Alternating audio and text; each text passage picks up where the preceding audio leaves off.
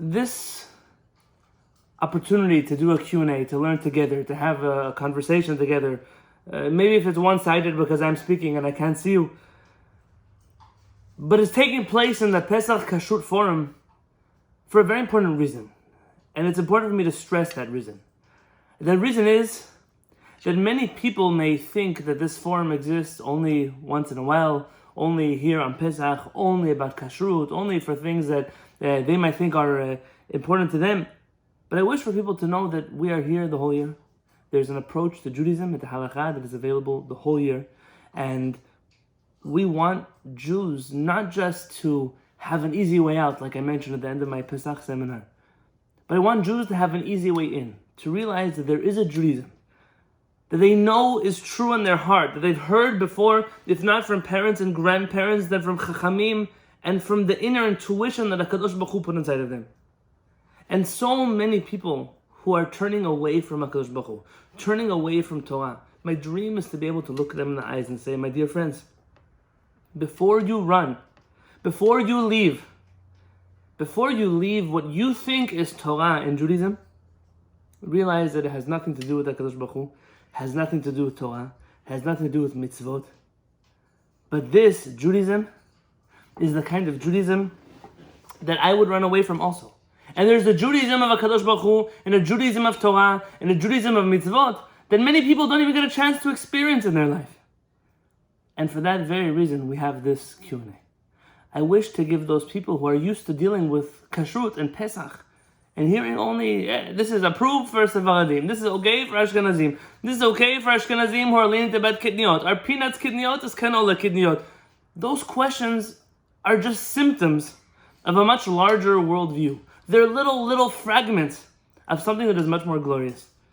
And I wanted to give an opportunity, as I do every year, for those in our Pesach Kashrut Forum, those in our global Shiviti community, to have a little bit of the taste of those in our local Shiviti community in Kehillat Shaar HaShamayim get every single Shabbat. For those of you, after this craziness in the world is over, I invite you to join us for Sudah Shlishit in Kehillat Shaar HaShamayim. As the sun is setting, and we're in our beautiful Bet HaKnesset, we have an opportunity to learn together. But unlike every other class in the Bet HaKnesset, which has a topic, and has an agenda, and has notes and books and texts, Sudah Shlishit is a time where I sit with my people, with our Kehillah, and we just learn. We just talk.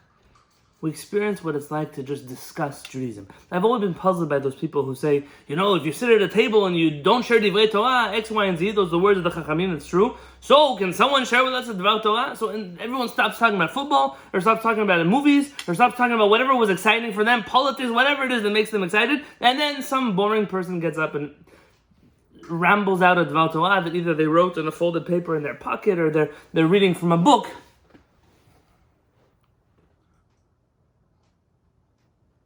And the truth is that Torah is meant to be a conversation.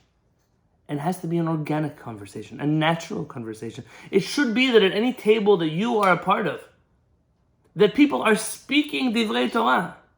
What does politics have to do with the Shabbat table? Football at the Yom Tov table.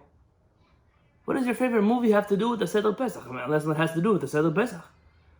Everything you speak about, even when you speak about your favorite movie, or your favorite sport, or your favorite or least favorite politician, should be Divrei Torah, should be guided by the words of Torah. And that's precisely what our Chachamim say. Our Chachamim say that afilu sichat chulin shel talmidei Chachamim, even the mundane conversation of Torah scholars, you can learn Torah from them. Because when learning and looking at the world through the light of Torah, then everything becomes Torah. Your work becomes Torah. Your profession becomes Torah. Your shopping becomes Torah. Your conversations with your neighbors become Torah. The things that you experience on your walks in nature, or sitting at the beach, or playing ball, or reading a book, all become part of this dynamic experience, which is Torah. B'chol derachecha da'ehu, the pasuk tells us that in every place we go, we experience HaKadosh Baruch Hu, we experience Torah. And that's why a Q&A session is important. Enough of the acronyms. Enough of SKA, ACA, enough. Just tonight, let's learn Torah together. B'ezrat Hashem. So, we have a list of beautiful questions. I have no idea if this shiur is going to be recorded and uploaded or not. It depends on what we say. But I'm going to share the questions that I broke up into different categories. A number of you were over-contributors. You contributed more than 1 or 2 or 3 or even 10 questions. Some of you contributed only 1 question. Some of you, by liking or loving comments, made me choose which questions to handle. But let's say that first and foremost, the questions that I saw were burning inside of people are what I titled Questions About Maran. Why the Shulchan Aruch? Why the Shulchan Aruch? Let me read to you some of these questions. I'm going to read them to you and then we'll discuss them. Zev Gotkin, Ari Katz, Sam Babakov, Jamal Stafford. They listed a number of questions. Do you hold that we should paskin exclusively by Shulchan Aruch? If so, what do we make of all the halakha codes that came after, like Mishnah Berurah and Ben Ish Chai?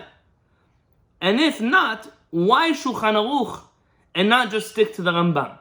Okay, that's a number of questions. 1, do you believe we should exclusively follow Shulchan Aruch? 2, what about all the other halakha codes like the Ben Ish Chai, Mishnah Berurah, there are others? And why Shulchan Aruch and not the Rambam? Great. Ari Katz added, when, if ever, is it appropriate to give psak contrary to Maran? So when can you rule not like Shulchan Aruch? Can a Rav learn a sugya in the Gemara Rishonim himself and render a din? So can a Talmid Chacham, a real Talmid Chacham, learn the sugyot on his own and reach conclusions that are different than those of Maran? Okay. To which Sam added, when I just saw the flyer above, this is the first thing that also came to my mind, worded a little differently. My line is, why rule according to Maran Rav Yosef Karo, when he himself said to accept that which is logical from him and reject that which isn't, worded differently. Also, not all communities accepted the Shulchan Aruch as binding, and Rav Karo also doesn't always follow the majority of 3 rule, Rambam, Rif, and Rosh. For example, Tefillin and Chol HaMoed, and any other examples of which he was basically writing down what people were doing at the time, which was influenced by the Kabbalists. Okay. Another question. Here's a question. How much should Kabbalah play in deciding halakha? What about the instances where Shulchan Aruch rules according to Kabbalah and the Kabbalists against the Talmud, a majority of Rishonim? Okay. Jamal then adds, Shulchan Aruch goes against the Rambam in regard to wearing tefillin during Chol HaMoed. And then Zev asked a terrific question at the end, which is, isn't there danger in Judaism? Is ossifying if we stop with Shulchan Aruch? I had to look up that word, ossifying. Thanks, Zev. Also, haven't new things and technologies occurred that necessitate changes or updating so we can apply the laws to new realities? These are all terrific questions. So let me back up. Start with Shulchan Aruch. Start with Maran. I can't repeat everything I've spoken to you about Maran. In the beginning of my Pesach seminar, I discussed Maran at length. In my book, Yehi Shalom, in the first chapter, I discussed a whole chapter on Maran. And the truth is, when I wrote Yehi Shalom, I already began writing a second volume of Yehi Shalom. And it was in my mind that in 2014, when I published Yehi Shalom the first time, that instead of having 1, 2, or 3 editions of Yehi Shalom, that by then I would have 1, 2, 3 volumes of Yehi Shalom. And the truth is that I'm in a place where Baruch Hashem has blessed me with a lot. Hashem has blessed me with a wife and with children and with a community and with you as a larger community.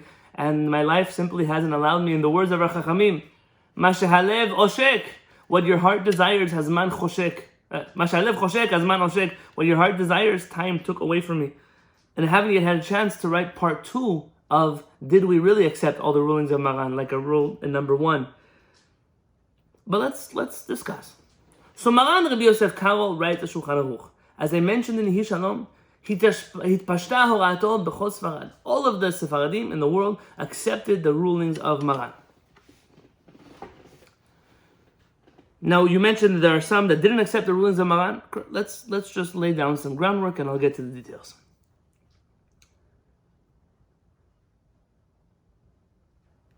What does it mean that Maran's rulings were accepted? Are Maran's rulings binding on the rest of the Klal?